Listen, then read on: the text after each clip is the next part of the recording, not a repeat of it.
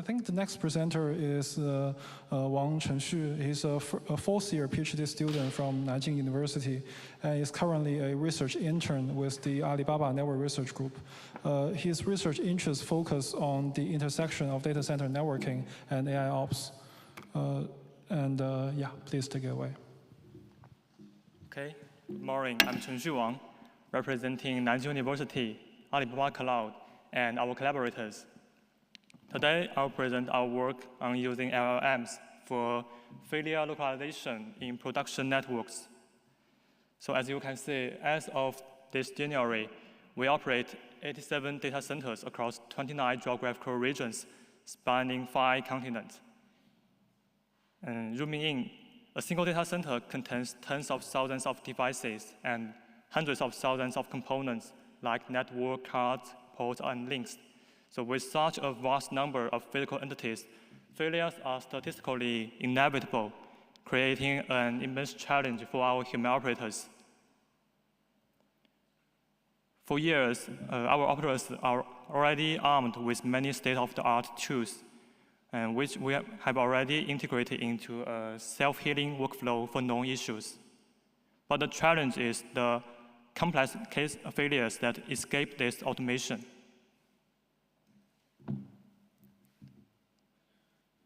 In a typical week, while over 90% of anomalies are self-healed, a stubborn tail of incidents still requires manual intervention. So let's think about the case.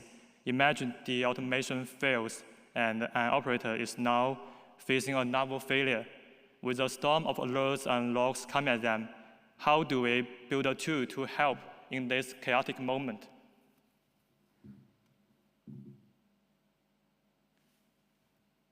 Broadly, we say 2 paths. Option 1 is to continue building more and better automation, more algorithms, more rules, in an attempt to eventually replace the human operator entirely. But before we reach that end, we are still thrown back into the same dilemma. So option 2 is to boost the manual process in an interactive way, empowering the human, who is the ultimate backstop when automation fails. So this leads to our first insight. We assist, now replace. Our system empowers operators with analysis, but never takes over the final decision-making authority. So assisting operators means enabling them to quickly get valuable insights from the overloaded information stream. As an operator faces over, on average, 26 megabytes up to a gigabyte of text per incident. This data deluge is critical bottleneck, and which led us to the large language models. Why? First, a huge amount of our original data, such as alerts, logs, or other outputs, is human-readable text. So LLMs are able to understand and reason with this data natively, and then generate the explainable results. Second, troubleshooting a critical failure is a high-pressure job where humans can struggle with information overload. An LLM is immune to this pressure and can analyze multiple data streams in parallel. And third, thanks to pre-training, LLMs can handle a wide range of problems out of the box. More importantly, we can also adapt them to specific tasks using fine-tuning and prompting. However, a survey of existing works revealed a last-mile problem. They provide helpful summaries and classifications, but still stop short of identifying the root cause, so leaving the final decision-making overhead to the human operators. So can we push the assistance one step further? Why is providing a root cause so critical? This comes from our second insight. We think validation is always faster than computation. So instead of forcing the operator to compute to serve and discover the answer, our LLMs now does the heavy lifting and proposes a potential root cause hypothesis. So based out of this insight, here is the ideal workflow we envision. The LLM is now the one reading the raw alerts and logs. It performs the initial reasoning and then generates a root cause hypothesis. So this shifts the operator's role to the faster task of validation. But there is a catch. The sheer volume of data, up to a gigabyte, can overwhelm even the LLM. This isn't just a context window limitation issue. It's a fundamental problem of attention dilution. We introduced BEYOND, which is a hierarchical multi-pipeline framework for LLM-based failure localization, and it is designed to accelerate operator-led incident investigation process. So now let's break down the whole architecture of this framework. BEYOND's architecture starts with a divide and conquer strategy. We first group alerts by K suspect devices, and then slice them by N monitoring tools we already have. And this creates a parallel workforce of K times N specialist engines on manageable context. And we call this step, the fourth step, monitor alert summary. For each of the 11 types of alerts, a dedicated agent uses a structured prompt to translate the raw, noisy alerts into clean, structured summaries. This template defines the agent's role, the input format, provides examples and specify the exact output structure. In the next step, we move from individual summaries to a higher level of analysis that we call scenario anomaly analysis. For each device, we select and combine relevant summaries from the previous stage and feed them into the second layer of specialized LLM agents. What are these scenarios?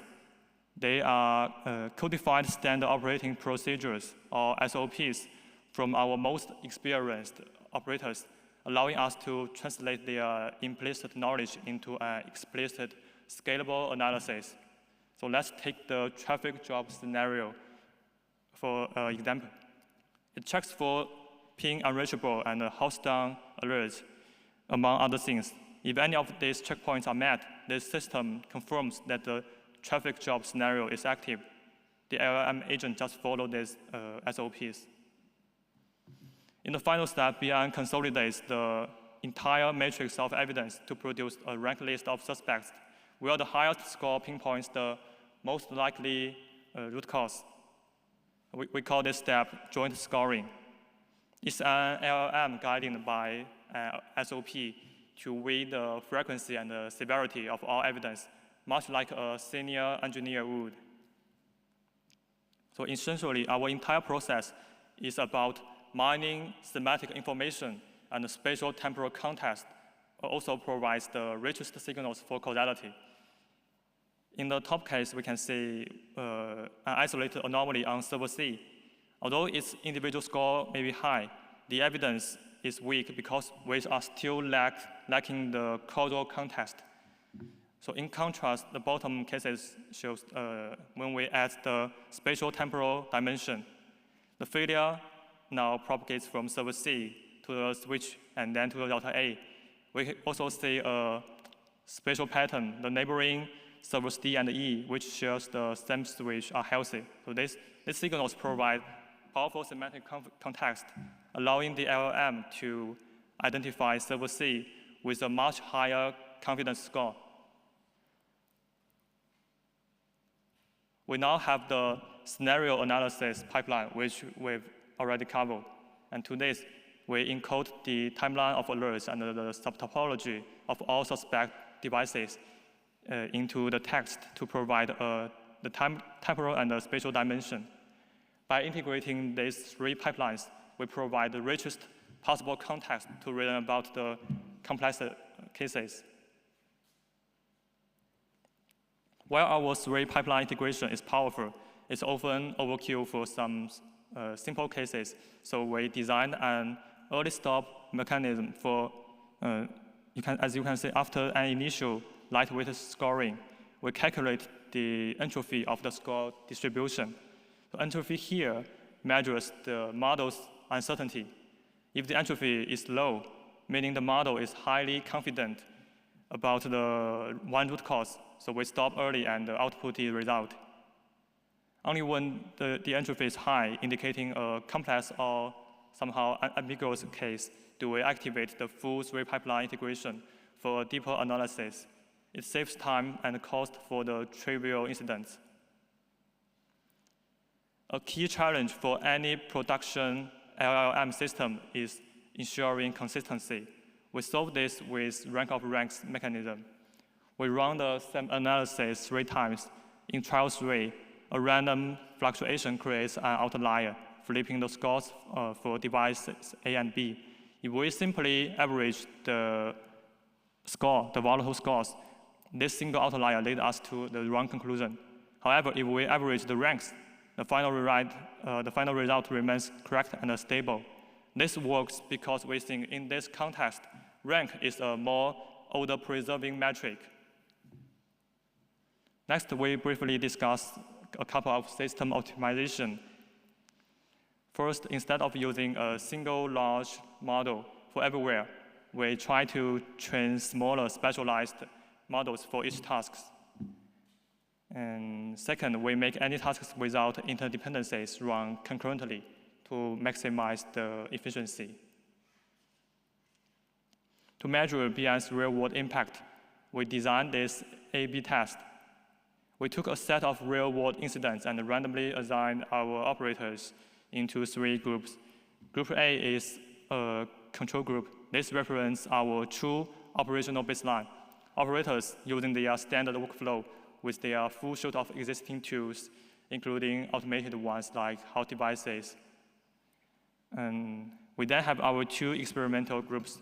Group B was assisted by RCA Copilot, which output the root cause category rather than a specific device.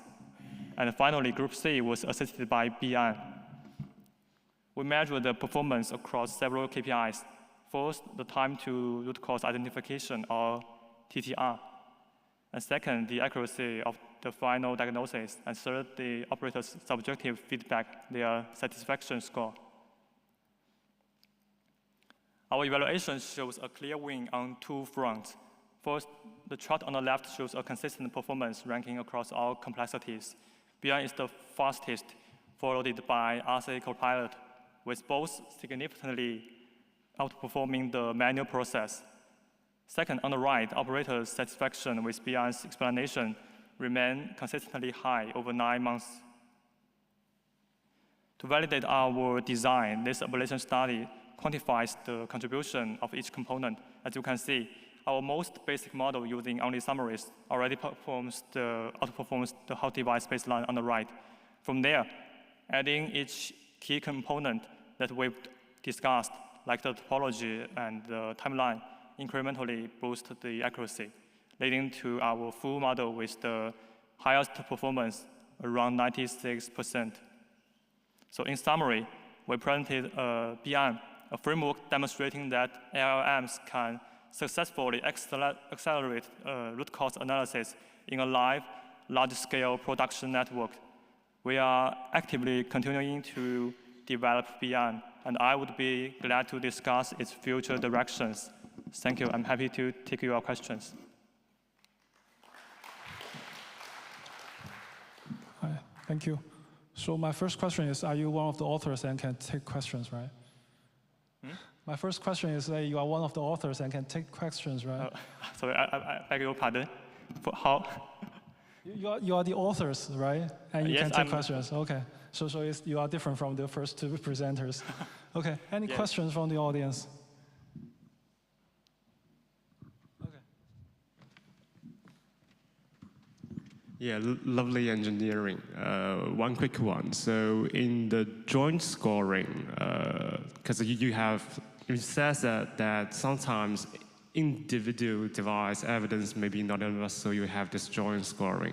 So when doing joint scoring, you rely on a manually set a threshold, or you are having the language model to figure out, okay, that is the right value, or does it vary a bit across different cases? If I understand correctly, okay, I can't find the slides. The joint scoring steps, I think we now rely on the LLM purely to give the diagnosis result to output its reasoning process, what it thinks to make the device root cause, and we will continually building it to give more options of advice of human operators into the whole decision-making process in the future.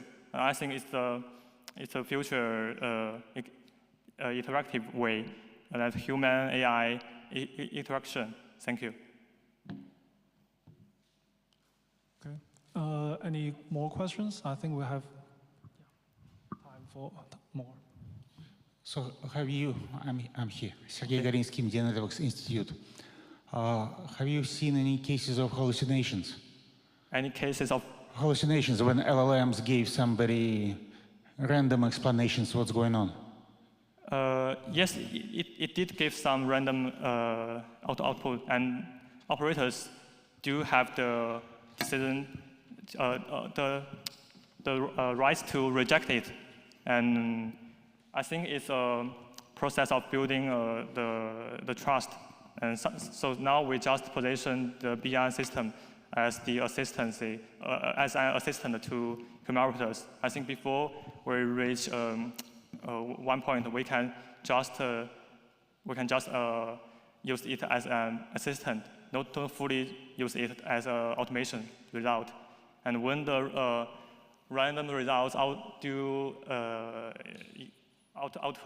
the operators will see the reasoning process and try and use their critical thinking ability to try to figure out it and maybe reject it or accept it. Okay, I see there's one more question. Yeah, so this is Ramana Kumpella from Cisco Research. Great work. Quick question about if the same incident actually repeated the second time around, is it possible to increase the accuracy faster? In other words, is there any kind of learning that happens in the diagnosis engine as it learns, or like it gets better over time in some sense, maybe using reinforcement learning or other techniques? Did you mean the three pipelines integration or some fine-tuning process? Not fine-tuning per se, but like if the same incident actually appears 3-4 times, okay, you should be able to increase the accuracy of your prediction.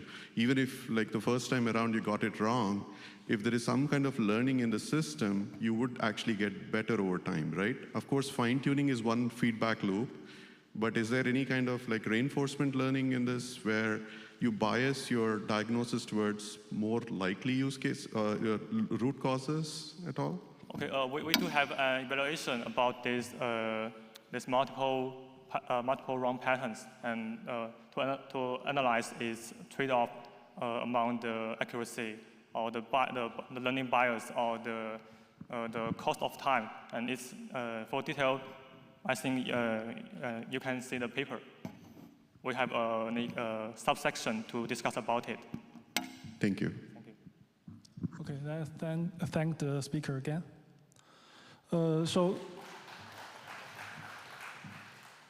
Okay.